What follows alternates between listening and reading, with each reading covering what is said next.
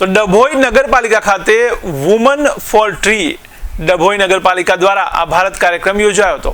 ત્યારે સરકારની સૂચના અનુસાર કરવામાં આવેલ એક પેડ માં કે નામ અભિયાન દ્વારા પ્રેરિત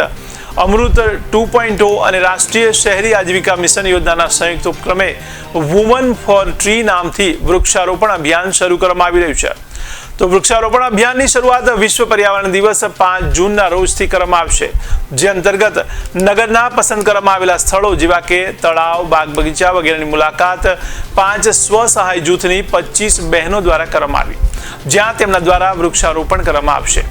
અને તેની નિભાવણી પણ જૂથની બહેનો દ્વારા જ કરવામાં આવશે। આ પ્રસંગે સ્થળ મુલાકાત પહેલા સ્વસહાય જૂથની બહેનો માટે કચેરી ખાતે તેમના પ્રોત્સાહન અને પ્રેરણા માટેનો એક કાર્યક્રમ પણ યોજવામાં આવ્યો હતો। रोज डभोई नगरपालिका द्वारा एक पेड़ माँ के नाम अंतर्गत आगळनी कामगीरीना भागरूपे विमेन फॉर ट्रीનું કાર્યક્રમનું આયોજન કરવામાં આવ્યું હતું। ભારત સરકાર શ્રીના સૂચના અનુસાર, રાજ્ય સરકારની સીધી સૂચના અનુસાર આજરોજ આપણે વુમેન ફોર ટ્રીના કાર્યક્રમ અંતર્ગત આગામી 5મી જૂન વિશ્વ પર્યાવરણ દિવસના રોજ વૃક્ષારોપણની કામગીરી માટે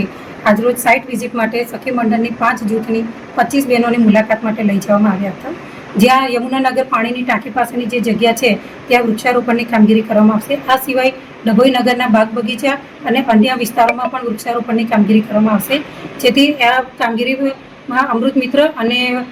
એન્યુએલએમ યોજનાના સંયુક્ત ઉપક્રમે આ કાર્યક્રમનું આયોજન કરવામાં આવેલ છે, જેમાં વૃક્ષારોપણની કામગીરીની સાથે સાથે વૃક્ષારોપણ અને તેના નિભાવ અને દેખરેખની તમામ જવાબદારીની કામગીરી સખી મંડળની બહેનોને આપવામાં આવનાર છે। આ કાર્યક્રમ થકી સખી મંડળની બહેનોને પણ એક આર્થિક વિકાસ માટે અને એ લોકોનો ઉત્સાહ વધે અને એમને કંઈક 2 પૈસા મળી શકે, એ રોજગારી પણ ઊભી થશે અને આપણે ડભોઈ દર્ભાવતી શહેરને હરિયાળું પણ બનાવી શકાશે, પર્યાવરણનું પણ જતન થઈ શકે, એ ઉદ્દેશથી આ કાર્યક્રમનું આજરોજ આયોજન કરવામાં આવ્યું।